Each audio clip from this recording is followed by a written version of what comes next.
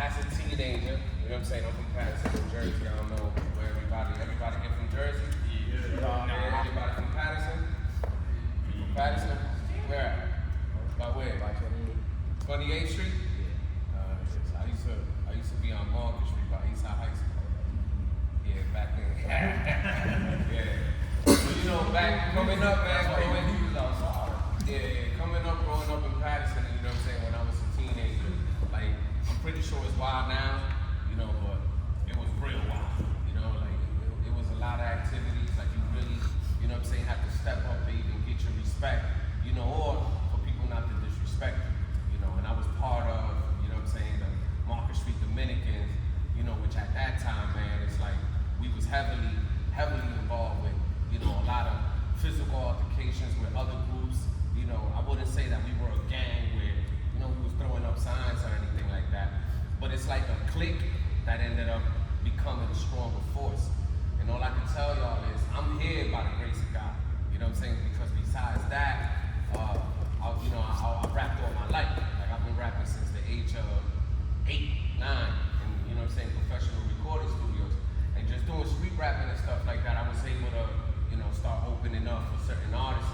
And then I ended up, you know, hanging and doing songs with Terror Squad. Like I got a record with Fat Joe. You can look it up. I got records, you know, with a lot of mixtape. Back in the mixtape era, you know, we call it the golden era of rap. Like I was really running with, you know what I'm saying, certain dudes. Like I was running with Fat Joe, Big Pun, and Terror Squad when, you know, Big Pun was probably one of the hardest rappers out. Like, you know, when they went platinum and all that stuff, like if you pull up some of their videos, you'll see me as a teenager, but you'll see me there. Like the What's Love video, the one with R. Kelly, We Dug In. You know what I'm saying? Like, you know, it's family. I would be with them everywhere. But one thing that I learned from being a part of that is I would always ask myself, like, yo, Rik, is this really what you want? You know what I'm saying? Because everybody knows that hip-hop, you know, hip-hop originated in competition, in ego, you know what I'm saying, in violence. So we used to be in shows, we used to be in certain, you know, wherever we would be, it's like who's the toughest. And being around Terror Squad, you know, that had to be proven all the time. So I remember leaving my house, my number one prayer would be, I pray I make it back home today. Because I just knew that leaving my house and going with them, you know what I'm saying, none of that stuff was guaranteed, you know. So I truly believe that God protected me from a lot. There was times, you know what I'm saying, that we was in certain shows. There was times we were in studios where fights would break out and you'll feel the presence of death in it. You know, like you will literally feel when death is in the air. I don't know how, you know, what kind of trouble you guys might have found yourself in life, but I pray that, you know, you never come into an encounter where you know, you feel what that presence is. Like, you know when your life is in danger. And you know when it's like, yo, I don't even know if I'm gonna make it home today. And every time that I would make it out of one of those situations, I would just look at the sky. I wasn't Christian at the time. I wasn't serving God. But I used to talk to God. And I used to thank God. God, thank you. Because I know I was supposed to make it home today. You know what I'm saying? So, fast forward that, you know, came a day where I was invited to a Christian church. And I never stepped foot in a Christian church in my life. I didn't even know what the experience was going to be like. I just knew I wasn't sure if, you know, being a rapper on that caliber was something I wanted for the rest of my life. Because even if you know, you mean well, and you was raised well, like I was raised well, you know what I'm saying? My parents took care of me, you know, and I wasn't no hostile, violent dude that felt like, yo, I had to do certain things. But being around certain people, being around certain environment, sometimes it forced me to take certain actions that went against what my heart told me to do. You know what I'm saying? Like my heart would sit there and be like, yo, Rik, don't get involved. But then it came to the point where you ain't have the option. It's either you do something or you ain't making it home. You see what I'm saying? So that's why they always say, watch your surroundings and watch who you hang out with. If you got a friend, right, that's always getting into trouble, that's always starting trouble, sooner or later, the trouble's gonna come your way. You know, tell me who you are, tell me who you hang with, and I'm gonna tell you who you are. The friends which of those friends was the ones that I had to distance myself from. You know, because I knew, yo, whenever I'm with this dude, you don't know if you're gonna make it home. Cause this dude, you know, like, I can tell y'all one story. I'm gonna just tell y'all one story. It was here in Jersey. I forget what nightclub it was. There used to be this dude we used to be with. His name was Shabazz, right? Wow! Like 0 to 60 in half a second, faster than a Tesla. Wow! And whenever you was with him, you knew, yo, you don't even know if you're gonna make it home. And one time we was in a club around here, dude gets into an argument with a female. Right? Listen to it. But this how crazy. Gets into an argument with a female, knocks the female out like a man. And his body was, you know what I'm saying, shit was like, and he boxed, professional boxer. Like he knew how to box. Bro, gets into knocks the female out, knocks her man out, knocks security out. I'm with him. He a menace. Listen to me, I'm with him. So then the thing is, all those things go against my values. I will never put my hands on you. You understand? But I'm with somebody that just did. So whatever repercussions are gonna come towards him, now out there, and I gotta share it. That day I almost lost my life. That day. I never prayed so much to get home and make it out of a situation like that day. Because when he did that, security and everybody in the club came charging towards us. I mean, think about it. You guys in a situation, you see a female get knocked out, punched like a man. What y'all gonna do? Y'all gonna come and attack that dude, right? So, because I was with him, that came my way. And I had to do something to save my life that's normally not me. I had to grab a mic stand. You know the mic stand in the bottom, it has a real heavy piece of metal. I had to use it to make my way out of it, swing it, and hit whoever was in my way. Security comes almost 7 feet, maces.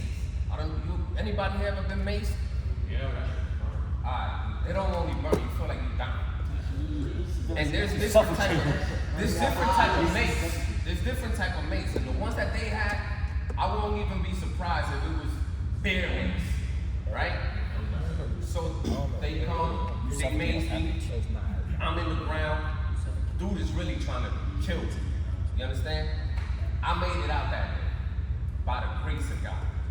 Because everybody that went outside, the dude Shabazz and some other dudes, they went outside, they fought everybody outside. I was stuck inside trying to make it out, right?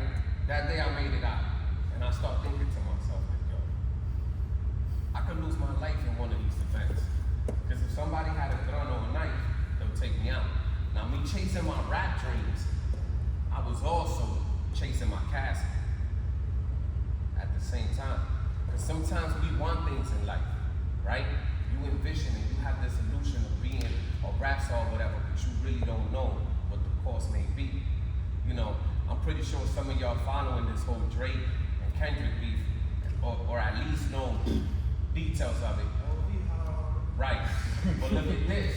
There's no such thing, right? As you're gonna say something insulting about me, and I'm gonna say something about you, and it's just gonna stay there. Not in hip hop. Not in real hip hop.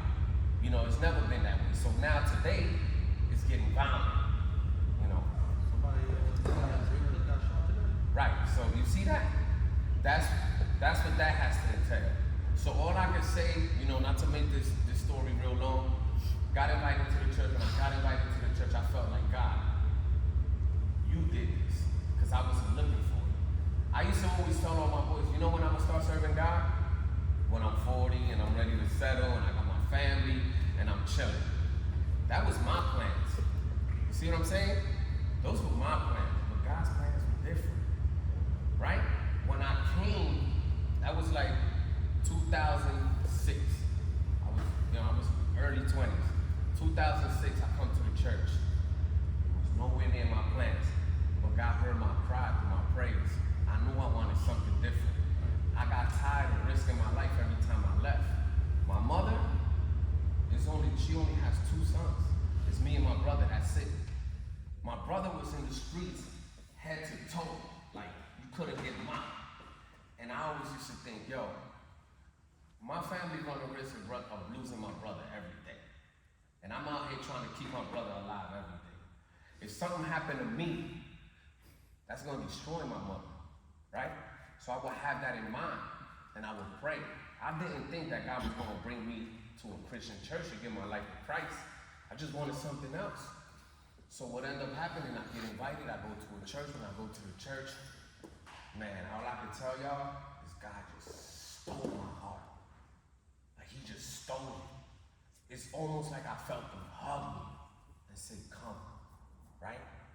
And ever since I had that experience with God, I just fell in love with his presence. You see, when I got to that place, it was his presence.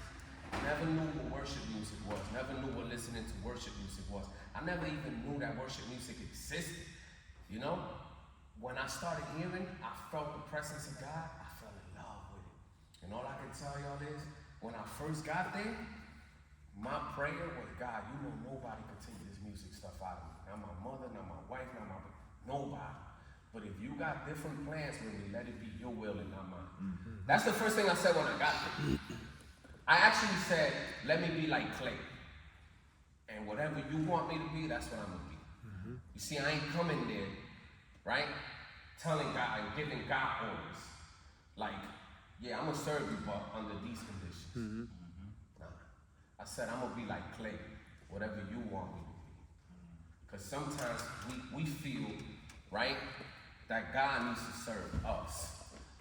And that we're so, you know, we're so entitled that I'm going to only serve you, God, under these conditions. Nah, man. I came in there with a soft heart. I came in there looking for something different. And I'm glad that that's where I ended up, right? In the trails of the Lord. My career at that time, bro, we could fact check. You know what I'm saying? I was on Hot 97 live with K Slay. I had mixtapes by K Slay. I was on the Source magazine. I was on the Double XL magazine.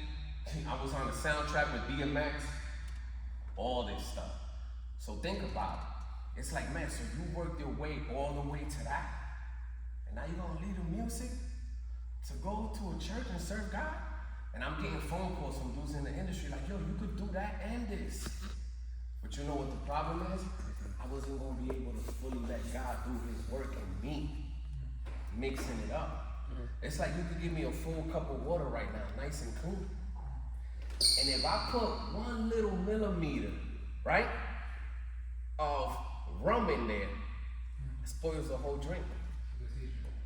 You see what I'm saying? Like, it's no longer, I can't fast and work. It's not pure anymore. That's it. So it's like God is doing his work to clean me up, right? I can't throw dirt on what God is doing. So even though it hurt me, I had to reject the phone calls. And everywhere I would go in my city, everybody's like, yo, Rik, what you doing? You're our hope. Because remember, when you coming up, yo, your city's behind you. Like, your city's really rocking with you. I was the first one from Patterson on the K Slade, Hot 97.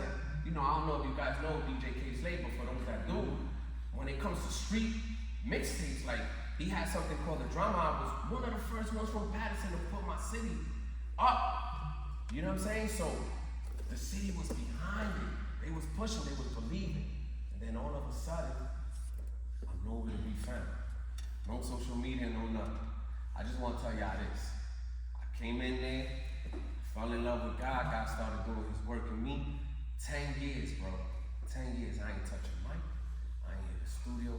I ain't doing nothing. I was fully committed, right, into letting God do his work in me.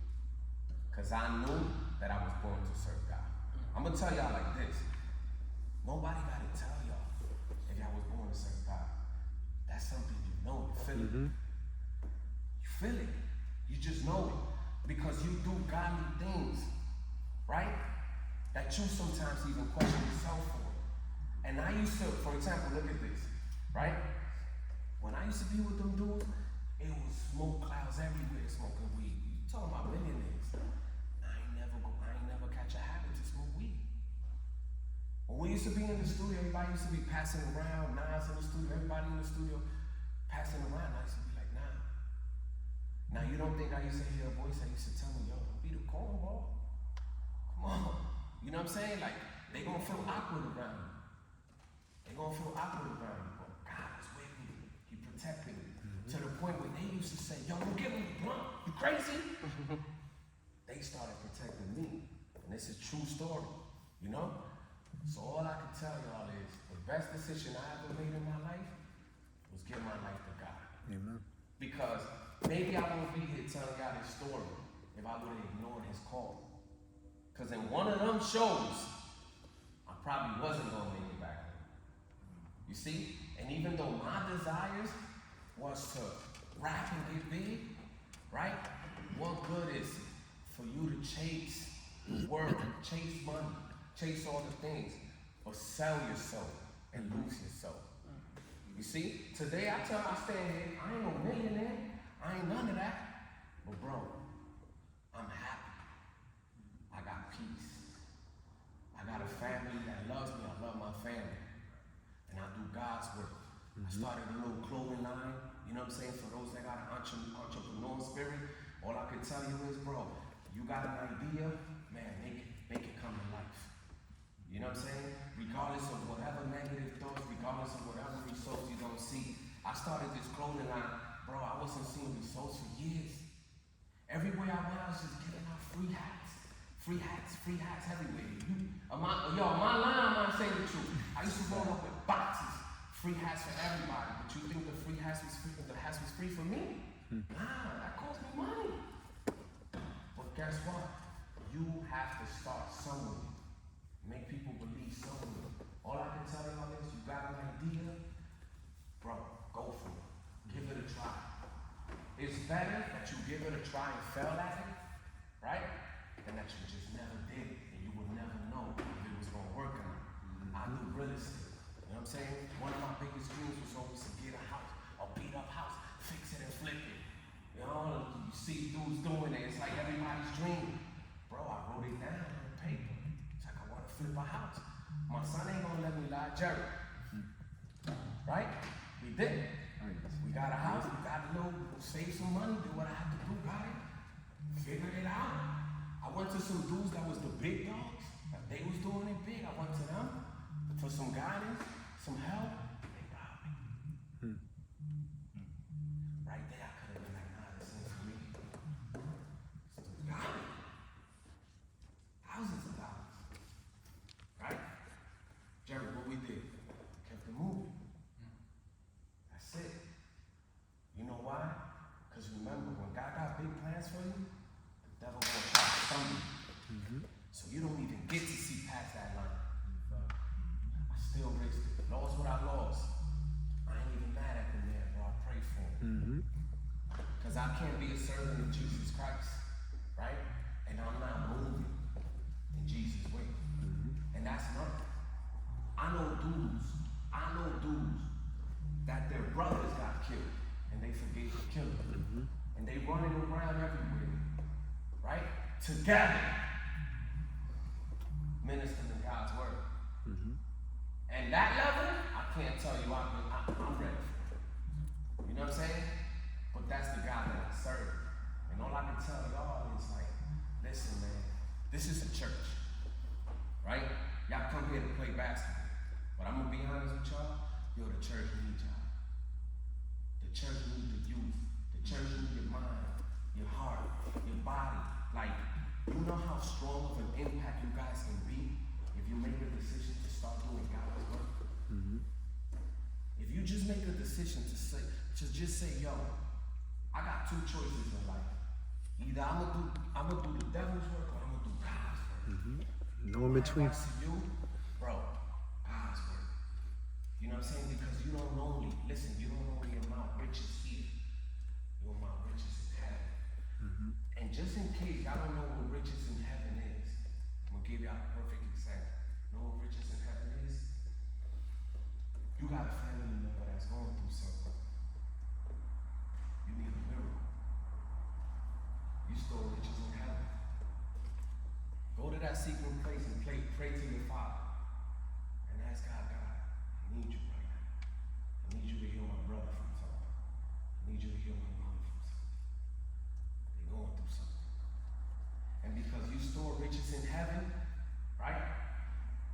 got enough in that account for God to be able to say, I got you. Mm-hmm. And God is so good that even if you haven't mounted into that account, the blood of Jesus already paid for it. Because he died for our sins. He died for us. Right? So we don't have to go through certain things. A lot of people, why I'm going through this and why I'm going through that. You go through this and sometimes you try to make, positive changes in your life and you don't see the outcome. Listen to me. God has been knocking on your door and calling you and we just keep ignoring. Because part of being a male, right, is that we think we got it. We think we got it. I got it. No, don't worry about it. I'm good. And the reality is, you feel me? We not good. We need God's guidance. We need him to show us. Bro, I sit in my office and I'm praying. I'll be like, God, right now I gotta make a decision. And I'm gonna tell y'all this. Life is based on decisions. Good decisions, bad decisions. Some decisions you make today is only gonna affect today. Some decisions you make today is only gonna affect the next month. But some decisions you make today could affect the rest of your life. All I can tell y'all is, focus and pay attention to your decisions. And don't let your decisions be dictated by emotions. 99% of the people that are in jail is because emotionally they have no control. You see? So they got some bad news, and they did that. And that decision they made within 10 minutes got them 10 years in jail, 20, 30 years in jail. Whenever you upset, I want to share this with y'all. If you just received some bad news or somebody crossed or whatever, don't make a decision right there. Don't even respond to it right there. Give it a day or two. And you're going to see how your decision is going to shift. And you're going to think about it, have more clarity.